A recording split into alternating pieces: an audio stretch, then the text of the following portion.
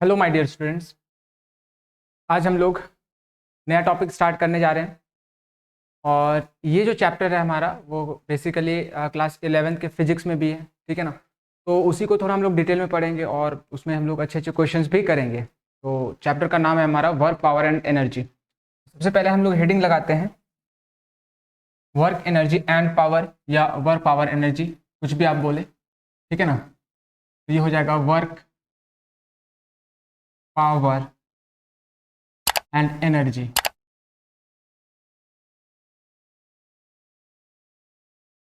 एक अच्छा टॉपिक है। इसमें हम लोगों का थोड़ा सा डायनामिक्स का भी यूज़ होने वाला है, तो आपको को इसमें फोर्सेस एंड वेक्टर्स का नॉलेज होना बहुत ज़रूरी है। तो उसके हेल्प से क्या होगा कि इस चैप्टर को समझने में हम लोगों को आसानी होगा। कुछ बेसिक बेसिक डेफिनेशन है, कुछ बेसिक बेसिक फार्मूलाज है। ठीक है ना। उसी के बेसिस पे क्या होता है कि क्वेश्चंस पूछे जाते हैं। तो जैसा कि आप देख पा रहे होंगे इस चैप्टर के हेडिंग में ही हमारे पास 3 टर्म दिख रहे होंगे आपको। कौन कौन सा? पहला टर्म है हमारा वर्क, दूसरा है power and third third one जो है हमारा वो है एनर्जी। तो बेसिकली इस चैप्टर के अंदर हम लोग इन्हीं 3 टर्म्स को डिस्कस करेंगे। ठीक है ना, वन बाय वन। एंड फिर आगे चल के हम लोग देखेंगे कि सर इन तीनों टर्म्स के बीच इंटर रिलेशन क्या होता है, उसको भी हम लोग डिस्कस करेंगे। क्योंकि यहाँ पे आपको पता होना चाहिए कि ये जो टर्म्स है वो आपस में रिलेटेड होते हैं। अब इनके बीच का रिलेशन क्या है उसको भी यहाँ पे हम लोग डिस्कस करने वाले हैं। तो पहला काम होगा हमारा कि तीनों टर्म्स को इंडिविजुअली हम लोग डिस्कस करेंगे। फिर देखेंगे कि सर ये एक दूसरे से किस तरीके से रिलेटेड है, इनके बीच का रिलेशन क्या है। ठीक है ना। और रिलेशन पे बेस्ड कैसे क्वेश्चन पूछे जाते हैं, उन क्वेश्चंस को भी हम लोग यहाँ पे डिस्कस करेंगे। चलो सबसे पहले हम लोग स्टार्ट करते हैं वर्क से।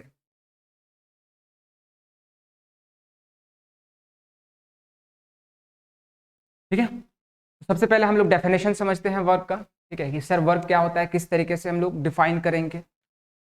और फिर हम लोग ये देखेंगे कि किसी भी ऑब्जेक्ट पे अगर कोई फोर्स एक्ट कर रहा है तो उस फोर्स का कितना वर्क डन होगा, उसको कैसे कैलकुलेट करेंगे। ठीक है। और भी वर्क के बारे में हम लोग डिटेल में डिस्कशन करेंगे। तो देखो सबसे पहले अगर वर्क के डेफिनेशन को अगर हम समझाएं, ठीक है ना, तो तुमको ये वर्ड सुनते ही दिमाग में क्या आता होगा? वर्क सुनते ही दिमाग में आता होगा कि सर किसी भी काम को करना। जैसे अगर हम लोग एवरीडे लैंग्वेजेस में बात करें तो हम लोग जानते हैं कि वर्क मतलब होता है किसी भी काम को करना। फॉर एग्जाम्पल कि मान लो आप टीवी देख रहे हो। ठीक है ना। तो आपके लिए क्या होगा कि वो टीवी देखना काम हो जाएगा। जैसे और एग्जाम्पल दे हम लोगों अगर आपको, तो और एग्जाम्पल क्या हो सकता है कि जैसे आप मान लो किसी एक बच्चे को आप बोल रहे हो कि बच्चे एक गिलास पानी लेके आओ, तो वो उसके लिए काम हो जाएगा। ठीक है ना। जैसे कोई और काम कर रहे हैं, जैसे कोई झाड़ू लगा रहे हैं, वो उनके लिए काम हो जाएगा, या कोई बुक पढ़ रहे हैं। ठीक है ना, या कोई बैठे हैं। तो इन एवरीडे लाइफ हम लोग देखें अगर वर्क, तो वर्क का मीनिंग क्या होता है कि किसी भी चीज को मतलब करना। ठीक है ना, एक्टिविटीज करते रहना। बट फिजिक्स के अंदर क्या होता है ना कि जितने भी एक्टिविटीज हम लोग डेली लाइफ के अंदर देखते हैं, ठीक है ना, या जो भी अभी हम लोग वर्क को एज अ सॉरी जो एक्टिविटीज को हम लोग एग्जाम्पल दे रहे हैं वर्क में, ठीक है ना, हो सकता है कि उनमें से बहुत सारे एक्टिविटीज जो है वो वर्क हो भी सकते हैं in terms of language of physics, और बहुत सारे एक्टिविटीज जो है वो वर्क हो ही नहीं सकते। अब तुम सोच रहे होगे कि सर आखिर हम लोग किस तरीके से डिफाइन करेंगे वर्क को। ठीक है ना, और हम लोग कब बोलेंगे कि वर्क हुआ है, ठीक है ना, वर्क डन हुआ है किसी भी बॉडी पे। तो चलो यहाँ पे हम लोग देखते हैं कि अगर हम लोगों को फिजिक्स के लैंग्वेज में वर्क को डिफाइन करना है तो कैसे डिफाइन करेंगे। देखो हमेशा याद रखना जब भी तुमको वर्क डिफाइन करना हो, ठीक है ना, in the language of physics, तो ऑलवेज हम लोग किसी भी वर्क को फोर्स और डिस्प्लेसमेंट के टर्म में डिफाइन करेंगे। और किस तरीके से, तो उसको भी हम लोग समझते हैं। ठीक है ना। तो देखो अब वर्क हम लोग कैसे डिफाइन करेंगे, तो जैसा कि तुमको बताएं कि ऑलवेज हम लोग फोर्स एंड डिस्प्लेसमेंट के टर्म में वर्क को डिफाइन करेंगे। कैसे? हम एग्जाम्पल से समझाते हैं। ठीक है। मान लो कि अपने पास कोई एक हॉरिजॉन्टल सरफेस है और इसके ऊपर कोई एक ब्लॉक रखा हुआ है, लेट अस से कुछ मास m है इसमें। ठीक है। अब हम क्या कर रहे हैं ना कि इस ऑब्जेक्ट पे एक एक्सटर्नल फोर्स एक्सर्ट कर रहे हैं हॉरिजॉन्टल डायरेक्शन में इस तरीके से। ठीक है। अब देखो कि अगर इस ऑब्जेक्ट पे तुम फोर्स लगा रहे हो, ठीक है, अब इस ऑब्जेक्ट पे वर्क हुआ या नहीं हुआ तो वो डिपेंड करेगा कि ये बॉडी जो है वो डिस्प्लेस्ड हुआ या नहीं। ठीक है। और किस तरीके से डिफाइन करेंगे उसको भी ध्यान से समझना। तो देखो होता क्या है कि अगर तुम किसी ऑब्जेक्ट पे कोई फोर्स एक्सर्ट कर रहे हो, ठीक है ना, किसी एक पर्टिकुलर पॉइंट पे, और अगर वो पॉइंट अपने पोजीशन से डिस्प्लेस्ड होता है, ध्यान से समझना कि अगर तुम किसी ऑब्जेक्ट पे किसी एक पर्टिकुलर पॉइंट पे फोर्स एक्सर्ट कर रहे हो, ठीक है ना, और अगर वो पॉइंट जहां पे तुम फोर्स एक्सर्ट कर रहे हो वो अपने पोजीशन से डिस्प्लेस्ड होता है, तो ही जाके हम लोग बोलेंगे क्या कि सर वो फोर्स जो है वो उस बॉडी पे एक वर्क डन किया। ठीक है ना। तो फिजिक्स के टर्म में वर्क कब होगा, जब हम लोग किसी ऑब्जेक्ट पे फोर्स एक्सर्ट करेंगे, ठीक है ना, किसी एक पॉइंट पे, और अगर हमारा point of application of force, point of application of force क्या होता है, जिस पॉइंट पे हम लोग फोर्स एक्सर्ट करें वो अगर डिस्प्लेस्ड होगा, तब हम लोग बोलेंगे कि सर वर्क डन हुआ है। सिमिलरली अगर तुम किसी ऑब्जेक्ट पे कोई फोर्स एक्सर्ट कर रहे हो, ठीक है ना, और ऑब्जेक्ट हमारा डिस्प्लेस नहीं कर रहा है, या वो पॉइंट जिस पे तुम फोर्स एक्सर्ट कर रहे हो उसका नेट डिस्प्लेसमेंट 0 हो रहा है, तो उस केस में हम लोग बोलेंगे कि कोई भी वर्क डन नहीं हुआ है। बात समझ रहे हो। तो अब यहां से तुम समझ सकते हो कि सर जो भी एक्टिविटीज अभी हम लोग देखे डेली लाइफ के अंदर में, जैसे कि पढ़ना, ठीक है ना, पानी लाना, झाड़ू लगाना, टीवी देखना, बैठना, तो अब यहां से तुम खुद ही क्लासिफाई कर सकते हो कि इनमें से कौन से एक्टिविटीज जो है वो वर्क डन का एग्जाम्पल है और कौन सा एक्टिविटीज जो है वो वर्क डन का एग्जाम्पल नहीं है।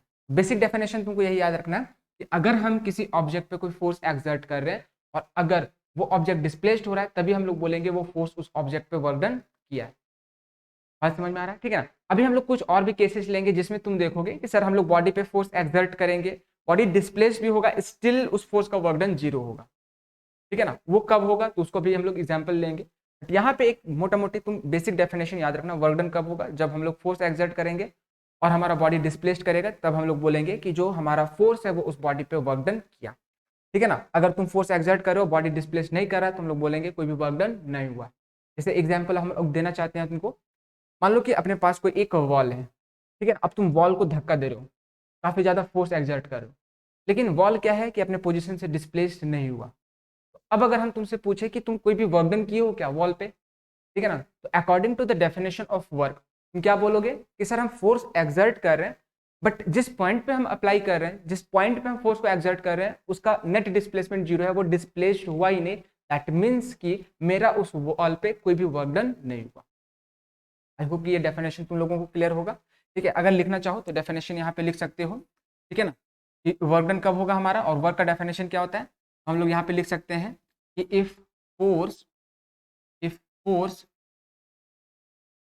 is exerted on a body, is exerted on a body, and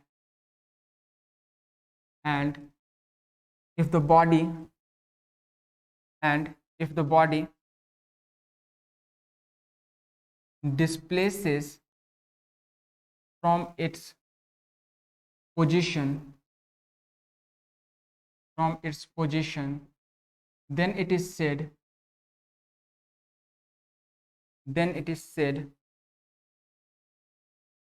that work is done on the body by the force, ठीक है। तो ये फोर्स का डेफिनेशन, तो ये तो डेफिनेशन हो गया हमारा ना। अब हम लोग आगे बढ़ेंगे और ये देखेंगे कि सर अगर हम लोगों को, ठीक है ना, वर्क कैलकुलेट करना है तो कैसे कैलकुलेट करेंगे, उसका फॉर्मूला क्या होगा, उन सब चीजों को भी यहाँ पे डिस्कस करने। तो हम आगे बढ़ने से पहले तुमको वर्क से रिलेटेड कुछ और पॉइंट्स बताना चाह रहे हैं, ठीक है ना। क्या क्या पॉइंट्स हैं उसको समझना, ठीक है, उसके बाद ही हम लोग वर्क फाइंड करने का फॉर्मूला को डिराइव करेंगे, ठीक है। तो पॉइंट हमारा ये है कि जैसा तुमको अभी हम बताएं कि जब भी वर्क डन कैलकुलेट करना हो हम लोगों को, ठीक है ना, तो हम लोग या डिफाइन करना हो तो कैसे डिफाइन करेंगे, in terms of force and displacement, ठीक है। चलो अब यहाँ पे हम लोग देखते हैं कि सर अगर हम लोगों को वर्क फाइंड करना है तो कैसे हम लोग फाइंड करेंगे। तो मान लो कि अपने पास ये एक कोई हॉरिजॉन्टल सरफेस है, ठीक है ना, और इस सरफेस के ऊपर कोई एक ब्लॉक रखा हुआ है, लेटर से इसका मास है m, ठीक है बच्चे। अब हम क्या किए कि इस ऑब्जेक्ट पे कोई एक फोर्स लगा रहे हैं, लेटर से इस डायरेक्शन में, ठीक है ना, और फोर्स दे रखा है एफ वेक्टर, और यहाँ पे तुमको दे रखा है कि जो हमारा फोर्स है वो हॉरिजॉन्टल के साथ कोई एंगल बना रहा है थीटा, ठीक है। अब देखो ये फोर्स इस ऑब्जेक्ट पे वर्क डन करेगा या नहीं करेगा, तो वो डिपेंड करेगा सिचुएशन पे, और सिचुएशन क्या होगा कि अगर तुम ये फोर्स एक्सर्ट कर रहे हो इस ऑब्जेक्ट पे और ये बॉडी अगर डिस्प्लेस्ड हो रहा है, ये ऑब्जेक्ट अगर डिस्प्लेस्ड हो रहा है, तब हम लोग बोलेंगे कि सर वर्क डन हुआ है, ठीक है ना। और यही अगर बॉडी हमारा डिस्प्लेस्ड नहीं होता है तो हम लोग बोलेंगे कोई भी वर्क डन नहीं हुआ है। लेकिन सवाल ये है कि सर हम लोग कैसे कैलकुलेट करेंगे कि अगर हम लोग ये फोर्स एक्सर्ट कर रहे हैं और ये बॉडी अगर कुछ अमाउंट से डिस्प्लेस्ड होता है किसी एक पर्टिकुलर डायरेक्शन में, तो उसका कितना वर्क डन होगा, कैसे हम लोग कैलकुलेट करेंगे, उस चीज़ को यहाँ पे हम लोग डिस्कस करते हैं, ठीक है। देखो यहाँ पे क्या हुआ, ठीक है, ये हमारा हॉरिजॉन्टल सरफेस है।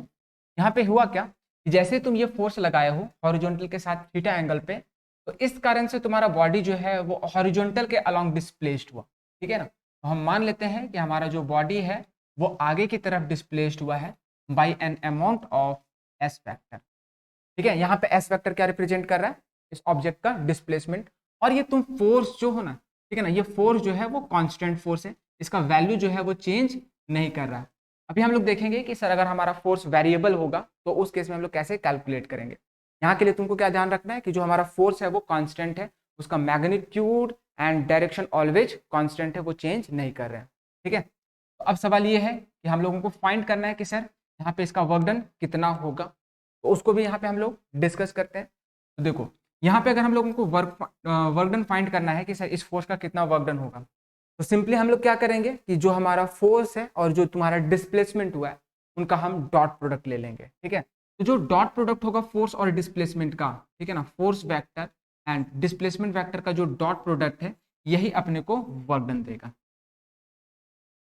आई होप कि ये तुम लोगों को क्लियर होगा। ठीक है ना, यहाँ पे एफ वेक्टर क्या रिप्रेजेंट कर रहा है बच्चा, दैट इज फोर्स को रिप्रेजेंट कर रहा है। और कंडीशन यहाँ पे क्या है, ये फॉर्मूला हम लोग डायरेक्टली कब अप्लाई करेंगे, जब हमारा फोर्स कांस्टेंट होना चाहिए।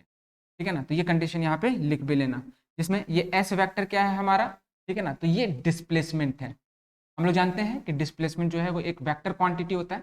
ठीक है ना, जिसके वजह से तुम देख रहे हो कि एस के ऊपर हम वेक्टर का साइन भी लगाए हैं, और सिंस इन दोनों को मल्टीप्लाई हम कैसे किए हैं, ठीक है ना, डॉट प्रोडक्ट ले लिए हैं। तो वर्क डन क्या होता है हमारा, तो फोर्स और डिस्प्लेसमेंट का डॉट प्रोडक्ट होता है। क्या ये तुम लोगों को याद रहेगा, आई होप कि ये क्लियर होगा एंड याद भी रहेगा ना। अब एक दो छोटी छोटी बातें हैं, ठीक है ना, छोटे छोटे पॉइंट्स है जो तुम लोगों को बहुत अच्छे से ध्यान रखना है। ठीक है ना, और ध्यान ये रखना है कि ये फोर्स हमारा कांस्टेंट होना चाहिए और ये डिस्प्लेसमेंट, ठीक है ना, वेक्टर फॉर्म में होना चाहिए। तो इनका डॉट प्रोडक्ट लेंगे तो हम लोगों को वर्क डन मिल जाएगा। क्लियर है, चलो अभी हम लोग आगे चल के देखेंगे। ठीक है ना, आगे चल के हम लोग देखेंगे कि सर अगर हम लोगों का फोर्स वेरिएबल है तो हम लोग वर्क डन कैसे कैलकुलेट करेंगे, और फिर हम लोग देखेंगे कि और किसी मेथड से हम लोग वर्क डन कैलकुलेट कर सकते हैं क्या, उन पॉइंट्स को भी हम लोग यहाँ पे डिस्कस करने वाले हैं। बट उससे पहले हम लोग इस वर्क के बारे में बातें कर लेते हैं। जैसे यहाँ पे अगर हम लोग वर्क के यूनिट की बात करें, ठीक है ना, कि सर वर्क को हम लोग किस यूनिट में मेजर करेंगे, तो तुम देख रहे हो कि यहाँ पे वर्क डन जो है वो फोर्स और डिस्प्लेसमेंट का डॉट प्रोडक्ट है। ठीक है, तो यहाँ पे अगर यूनिट फाइंड करना है तो यहाँ पे हम लोग क्या करेंगे कि फोर्स के यूनिट को सब्सटीट्यूट करेंगे जो कि होता है न्यूटन, और डिस्प्लेसमेंट के यूनिट को हम लोग सब्सटीट्यूट करेंगे जो कि होता है मीटर। तो यहाँ पे तुम बोल सकते हो कि सर वर्क डन का जो हमारा यूनिट होगा वो न्यूटन इंटू मीटर होगा, एंड इस न्यूटन इंटू मीटर को हम लोग क्या लिखते हैं बच्चा, दैट इज जूल। ठीक है ना, तो ये याद रखना कि हम लोग वर्क को ऑलवेज किस यूनिट में मेजर करेंगे, दैट इज जूल में। नाउ आगे बढ़ते हैं हम लोग, ठीक है ना, कुछ और पॉइंट्स को डिस्कस करेंगे। नाउ नेक्स्ट पॉइंट क्या होगा, ठीक है, डायमेंशन वगैरह भी तुम लोगों को थोड़ा बहुत आइडिया होगा कि यहाँ पे अगर वर्क का डायमेंशन हम लोग लिखना चाहें तो डायमेंशन क्या होगा, तो उसके लिए हम लोग क्या करेंगे कि फोर्स का डायमेंशन को सब्सटीट्यूट करेंगे, और यहाँ पे हम लोग डिस्प्लेसमेंट के डायमेंशन को सब्सटीट्यूट करेंगे। तो यहाँ पे अगर हम लोग बात करें डायमेंशन की, ठीक है ना, तो इसका डायमेंशन क्या हो जाएगा, तो ये हो जाएगा तुम्हारा दैट इज ml² t-2। ठीक है, ये डायमेंशन तुमको याद रखना है। और नेक्स्ट पॉइंट क्या होगा हमारा, तो देखो नेक्स्ट पॉइंट अगर हम तुमसे पूछे कि वर्क जो है वो किस तरह का क्वांटिटी है, स्केलर या वेक्टर। वेक्टर में तुम लोगों को हम बताए थे कि जितने भी फिजिकल क्वांटिटीज होते हैं, ठीक है ना, उनको मैग्नीट्यूड और डायरेक्शन के बेसिस पे बेसिकली दो ग्रुप में हम लोग डिवाइड करते हैं। एक तो हमारा ग्रुप होता है स्केलर क्वांटिटीज का, और एक होता है हमारा, लोगों को पता होगा बिल्कुल। चलो देखते हैं। तो देखो अगर हम लोगों को कॉस थीटा पॉजिटिव चाहिए तो यहाँ पे हम लोग बोल सकते हैं कि जब हमारा कॉस थीटा पॉजिटिव हो, ठीक है ना, कॉस थीटा पॉजिटिव होगा तो उस केस में हमारा वर्क डन भी क्या होगा बच्चा, पॉजिटिव होगा। क्यों, क्योंकि ये दोनों तो ऑलवेज ही पॉजिटिव है, बस सिर्फ और सिर्फ डिपेंडेंट है हम लोग, ठीक है ना, पॉजिटिव होने के लिए किस पे, तो कॉस थीटा के साइन पे। तो यहाँ से हम लोग बोल दिए कि जब हमारा कॉस थीटा पॉजिटिव होगा तब हमारा वर्क डन पॉजिटिव होगा। अब ये कॉस थीटा पॉजिटिव कब होगा, तो तुम बोलोगे कि सर जब कॉस थीटा फर्स्ट क्वाड्रेंट में लाई करेगा हमारा, ठीक है ना, तब ये पॉजिटिव होगा। क्योंकि अगर तुमको थोड़ा बहुत आइडिया हो क्वाड्रेंट का, हम लोग जानते हैं कि इस तरीके से अपने पास कोऑर्डिनेट एक्सिस होते हैं, ये एक्स एक्सिस, ये वाई एक्सिस, ये होता है फर्स्ट क्वाड्रेंट, ये होता है सेकंड, ये होता है थर्ड, और ये होता है फोर्थ क्वाड्रेंट। यहाँ पे हम लोग जानते हैं कि सभी ट्रिग्नोमेट्रिक रेशियोज पॉजिटिव होते हैं, ठीक है ना। यहाँ पे कौन होते हैं, साइन और कॉसेक, ठीक है, ये सारी चीज याद है ना। तो अगर तुमको कॉस थीटा को पॉजिटिव रखना है तो इसके लिए कंडीशन क्या होना चाहिए कि कॉस थीटा सर किसी तरीके से फर्स्ट क्वाड्रेंट में आ जाए। अब सवाल ये है कि ये कब आएगा फर्स्ट क्वाड्रेंट में, जब ये थीटा का वैल्यू मतलब एंगल जो है वो 0 से 90 डिग्री के बीच में लाई करे। तो यहाँ से हम लोग कंडीशन देख लिए कि सर हमारा कॉस थीटा पॉजिटिव कब होगा, ठीक है ना। तो उसके लिए कंडीशन हम लोग देखें कि अगर, ठीक है ना, व्हेन व्हेन थीटा का वैल्यू क्या होना चाहिए बच्चा, 0 डिग्री से ज़्यादा एंड 90 डिग्री से कम। यहाँ पे ये जो एंगल है वो 0 डिग्री पे भी इक्वालिटी होल्ड करेगा, मतलब कि अगर थीटा हमारा 0 डिग्री हो गया तो उस सिचुएशन में भी क्या होगा, हमारा वर्क डन पॉजिटिव होगा। और इसमें एक स्पेशल केस भी हम लोग देखेंगे, ठीक है ना। बट यहाँ पे ये 90 डिग्री पे इक्वालिटी होल्ड नहीं करेगा, ठीक है ना। यहाँ पे हम लोग 90 डिग्री को इंक्लूड नहीं करेंगे क्योंकि 90 डिग्री पे एक स्पेशल केस होता है, उसको भी हम लोग अलग से डिस्कस करेंगे। तो यहाँ पे ये तुमको कंडीशन याद रखना है कि जब थीटा का वैल्यू हमारा 0 डिग्री से ज़्यादा और 90 डिग्री से कम हो, ठीक है ना, तो उस केस में क्या होगा, ठीक है ना, then then work will be positive. यही बात समझ में आया, ठीक है ना। अब यहीं पे इसी में अगर हम लोग ये एक स्पेशल केस देख लें, ठीक है ना, कि सर अगर थीटा हमारा 0 डिग्री हो गया तो उस सिचुएशन में क्या होगा। तो यहाँ पे हम लोग ये भी देखेंगे कि अगर हमारा व्हेन, ठीक है ना, थीटा अगर हमारा 0 डिग्री हो गया तो उस केस में वर्क डन क्या होगा, उसको भी हम लोग देख लेते हैं। तो देखो अगर इस फॉर्मूला के अंदर थीटा की जगह 0 डिग्री पुट कर दें तो कॉस 0 क्या हो जाएगा हमारा 1। और तुम अगर ध्यान से देखो तो ये थीटा इज इक्वल टू 0 पे कॉस थीटा का वैल्यू मैक्सिमम हो रहा है। तो उस सिचुएशन में हम लोग ये भी बोल सकते हैं कि सर इस बार हमारा वर्क डन मैक्सिमम होगा, ठीक है। तो यहाँ पे हम लोग देख रहे हैं कि वर्क डन होगा फोर्स इनटू डिस्प्लेसमेंट, और ये वर्क डन जो है, ठीक है ना, वो मैक्सिमम होगा। तो ये कंडीशन भी तुमको ध्यान में रखना है बच्चा कि जब फोर्स और डिस्प्लेसमेंट के बीच एंगल 0 डिग्री होगा तो उस सिचुएशन में वर्क डन मैक्सिमम होगा, ठीक है ना, और वो पॉजिटिव होगा। तो इसका अगर एग्जांपल देना चाहें हम, ठीक है ना, कि सर ये हॉरिजॉन्टल डायरेक्शन में कोई एक फोर्स अप्लाई किए इस तरीके से। अब क्या हुआ ना कि ये ब्लॉक जो है वो हॉरिजॉन्टल डायरेक्शन में ही डिस्प्लेस्ड हुआ आगे की तरफ। मान लो कि यहाँ पे ये ब्लॉक जो है हमारा, ठीक है ना, वो आगे की तरफ ही डिस्प्लेस्ड हो गया बच्चा, मान लो किसी अमाउंट एस से। तो यहाँ पे तुम देख पा रहे हो सर जिस डायरेक्शन में हम फोर्स लगा रहे हैं उसी डायरेक्शन में डिस्प्लेसमेंट हो रहा है। तो इन दोनों के बीच एंगल कितना है, 0 डिग्री, ठीक है ना। तो इस केस में क्या होगा, वर्क डन हमारा पॉजिटिव एंड मैक्सिमम होगा। तो ये सिचुएशन तुमको ध्यान में रखना है। आई होप कि ये फर्स्ट केस तुम लोगों को क्लियर होगा कि सर वर्क डन पॉजिटिव कब होगा। चलो आगे हम लोग बढ़ते हैं और ये हम लोग देखेंगे कि सर वर्क डन नेगेटिव कब होगा, उसके लिए क्या कंडीशन होना चाहिए, और फिर देखेंगे वर्क डन 0 कब होगा, ठीक है। चलो तो सेकेंड केस हम लोग यहाँ पे लेंगे, केस 2,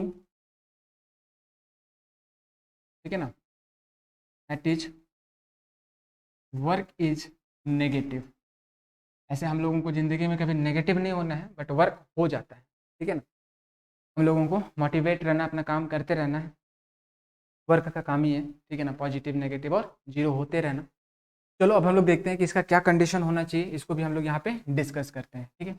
तो अब इस कंडीशन को भी डिराइव करने के लिए सबसे पहले हम बेसिक फार्मूला लिखेंगे वर्क का, अगर तुमको याद हो, ठीक है ना। जस्ट अभी हम लोग प्रीवियस पेज में देखे थे कि वर्क का बेसिक फार्मूला क्या था हमारा, एफ एस कॉस थीटा, जिसमें एफ क्या बच्चा, मैग्नीट्यूड ऑफ फोर्स, एस क्या है, मैग्नीट्यूड ऑफ डिस्प्लेसमेंट वेक्टर, ठीक है ना, थीटा क्या है, angle between force and displacement vector. तो देखो अब हम लोग यहाँ पे चाह रहे हैं ये कंडीशन फाइंड करना कि सर ये वर्क डन नेगेटिव कब होगा। तो देखो जैसा तुमको हम बताएं कि ये फोर्स जो है वो तो मैग्नीट्यूड है, ये ऑलवेज पॉजिटिव रहेगा। तो जब हम लोग उससे पूछने जाए कि कभी तुम नेगेटिव हो गए क्या, तो वो हम लोगों को ऐसे निगाहों से देखेगा कि जैसे हम लोग कोई गुनाह करें, क्योंकि बोलेगा भाई हम तो मैग्नीट्यूड हैं, हम क्यों नेगेटिव हो जाएंगे, ठीक है। तो फोर्स का मैग्नीट्यूड तो कभी नेगेटिव हो नहीं सकता, वो एकदम साफ सुथरा आदमी है, ठीक है ना। बोला कि हम कल भी पॉजिटिव थे, आज भी पॉजिटिव। तो फिर हम लोग आगे बढ़े, ठीक है ना, और जो हमारा डिस्प्लेसमेंट का मैग्नीट्यूड थे उसकी तरफ हम लोग थोड़ा सा देखें, तुम हो सकते हो क्या, वो भी हल्के से इशारा कर दिया, नहीं हम तो मैग्नीट्यूड है, हम भी नेगेटिव नहीं हो सकते, हम कल भी पॉजिटिव थे, आज भी पॉजिटिव है। तो ये दोनों साथी हैं अपने, ठीक है ना, ऑलवेज पॉजिटिव रहते हैं, पॉजिटिव बातें करते हैं, पॉजिटिव एटीट्यूड में रहते हैं, ठीक है। तो अब ये बोला कि तुमको अगर यही ढूंढना है ना कि वर्क डन कब नेगेटिव होगा, तो वो कॉस थीटा बताएगा तुमको, क्योंकि अब वो जब जब नेगेटिव हो जाएगा तभी तुम्हारा वर्क डन नेगेटिव होगा। तो यहाँ से तुम लोग क्लियर हो गए कि सर ये दोनों तो ऑलवेज पॉजिटिव रहेंगे। तो अब अगर हम लोगों को वर्क डन नेगेटिव चाहिए तो वो डिपेंड करेगा सिर्फ और सिर्फ इस कॉस थीटा के वैल्यू पे, मतलब कि जब ये नेगेटिव होगा तभी हमारा वर्क डन नेगेटिव होगा, और जैसा कि हम लोग प्रीवियस डिस्कशन में देखे कि जब ये पॉजिटिव होगा तो वर्क डन पॉजिटिव। तो यहाँ पे हम लोग एक लाइन लिख सकते हैं कि when cos theta is negative, ठीक है ना, when cos theta is negative then work done then work is also negative, ठीक है। देखो cos theta कैसा आदमी है, सबको नेगेटिव कर देता है, अगर खुद हुआ तो बाकी को भी नेगेटिव कर देगा, then work is also negative। चलो ठीक है, अब ये चेक करते हैं कि सर ये कॉस थीटा कब कब नेगेटिव होगा। तो वापस से अगर तुम क्वाड्रेंट वाला अगर आइडिया देखो, ठीक है ना, तो यहाँ पे हम लोग देख रहे थे कि फर्स्ट क्वाड्रेंट में सभी पॉजिटिव थे, सेकंड क्वाड्रेंट में कौन कौन है, साइन और कॉस है, मतलब कि सेकंड क्वाड्रेंट में बाकी जो चार होते हैं ट्रिग्नोमेट्रिक रेशियोज, ठीक है ना, वो नेगेटिव होंगे। दैट मीन्स कि जो हमारा कॉस थीटा है वो भी नेगेटिव होगा। तो यहाँ पे हम लोगों को ये पता चल गया कि सर अगर कॉस थीटा को नेगेटिव होना है तो उसके लिए क्या होना चाहिए कि कॉस थीटा सेकंड क्वाड्रेंट में पहुंच जाए। और वो सेकंड क्वाड्रेंट में कब पहुंचेगा, जब थीटा का वैल्यू हमारा, ठीक है ना, 90 डिग्री से ज्यादा और 180 डिग्री से कम हो, एट इज ऑब्ट्यूज हो। तो यहाँ पे हम लोग बोल सकते हैं एक कंडीशन, ठीक है ना, कि व्हेन थीटा का वैल्यू, ठीक है ना, 90 डिग्री से तो ज्यादा होना चाहिए बट 180 डिग्री से कम होना चाहिए। और यहाँ पे हम लोग 180 डिग्री को इंक्लूड भी करेंगे, मतलब अगर हमारा थीटा का वैल्यू ऑब्ट्यूज है तो उस केस में क्या होगा बच्चा, वर्क डन नेगेटिव होगा। यहाँ पे हम लोग लिख सकते हैं then work is negative, then work is negative. अच्छा, यहाँ पे भी हम लोग एक स्पेशल केस देखेंगे कि अगर सर थीटा 180 डिग्री हो गया हमारा, ठीक है ना, तो उस केस में वर्क डन क्या होगा, उसका वैल्यू क्या होगा। तो यहाँ पे अगर हम लोग देखें कि व्हेन थीटा इज 180 डिग्री तो वर्क डन क्या होगा, उसको हम लोग देखते हैं। तो अब देखो थीटा का वैल्यू यहाँ पे अगर हम लोग 180 डिग्री पुट करें तो तुमको पता हो कॉस 180 डिग्री कितना होता है, -1, तो वर्क डन कितना मिल जाएगा हम लोगों को, minus of force into displacement. तुम देख पा रहे होगे कि सर हमारा वर्क डन जो है वो नेगेटिव हो गया, ठीक है ना।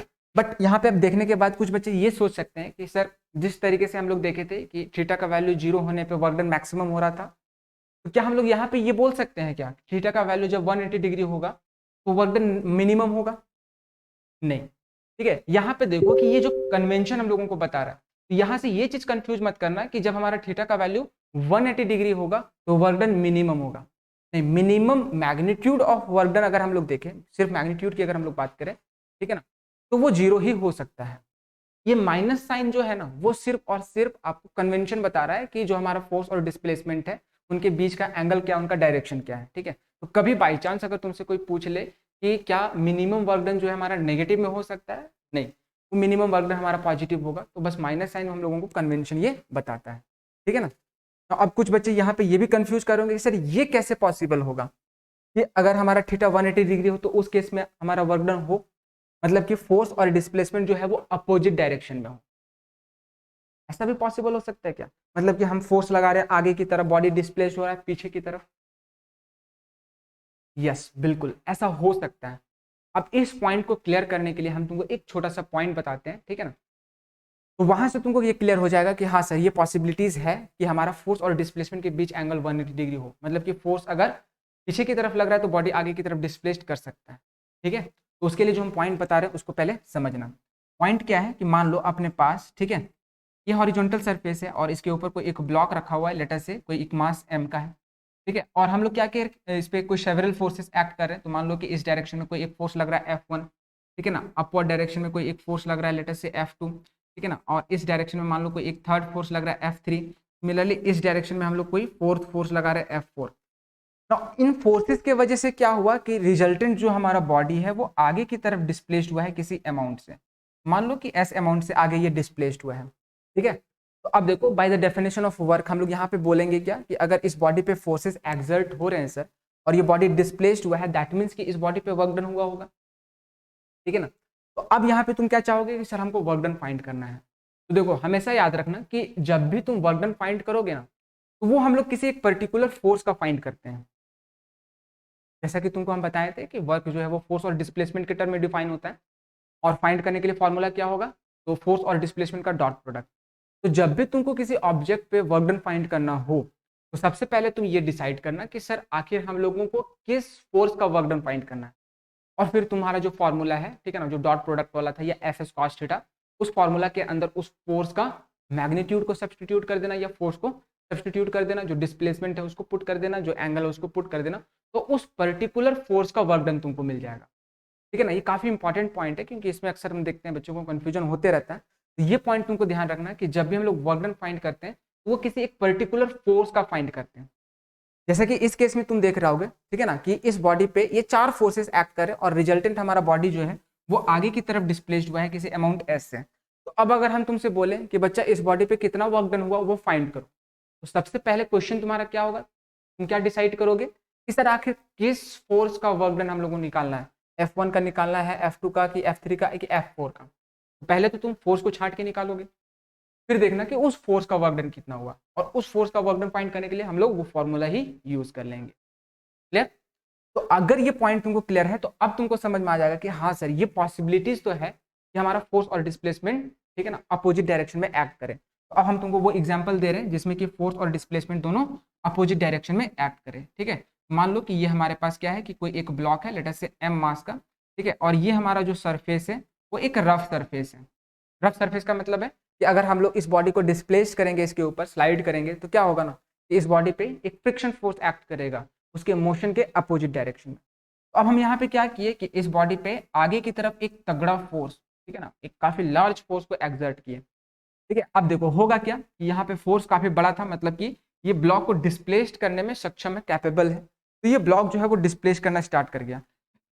अब हुआ क्या कि जैसे ये मूव करना स्टार्ट किया, और सिंस तुम देख रहे हो कि सर सरफेस रफ है, तो इस ब्लॉक पे क्या हुआ कि पीछे की तरफ एक फ्रिक्शन फोर्स एक्ट करने लग गया, और क्या हुआ कि हमारा जो ब्लॉक है वो फाइनली आगे की तरफ एक कुछ पर्टिकुलर अमाउंट से डिस्प्लेस्ड हुआ है। ठीक है ना, आगे की तरफ डिस्प्लेस हुआ है, लेट अस से एस अमाउंट से। तो अब यहाँ पे हम लोग देखते हैं कि सर वर्क डन कितना हुआ।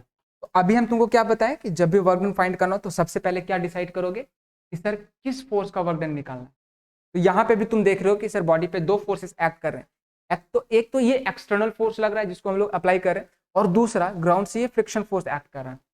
ठीक है, तो देखो यहाँ पे हम लोग पहले ये डिसाइड करेंगे कि किस फोर्स का वर्क डन फाइंड करना है। तो पहले अगर हम लोग इस एक्सटर्नल फोर्स का वर्क डन देखें तो देखो इसका क्या होगा कि ये राइट की तरफ लग रहा है और ब्लॉक भी हमारा राइट की तरफ डिस्प्लेस्ड हो रहा है, मतलब फोर्स और डिस्प्लेसमेंट दोनों सेम डायरेक्शन में।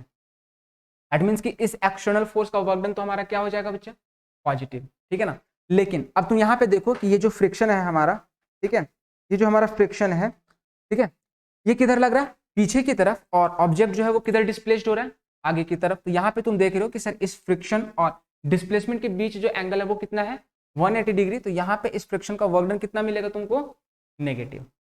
बात समझ में आया? ठीक है, तो ये एक एग्जाम्पल दिए जिसमें हमारा वर्क डन नेगेटिव हो सकता है। आई होप कि ये चीज क्लियर होगा तुम लोगों को। ठीक है ना, कि सर वर्क डन पॉजिटिव कब होगा, नेगेटिव कब होगा। अब हम लोग थोड़ा सा ये देख लेते हैं, ठीक है ना, कि सर वर्क डन हमारा पॉजिटिव कब होगा। तो नेक्स्ट स्लाइड में हम लोग देखते हैं, ठीक है ना, केस थर्ड।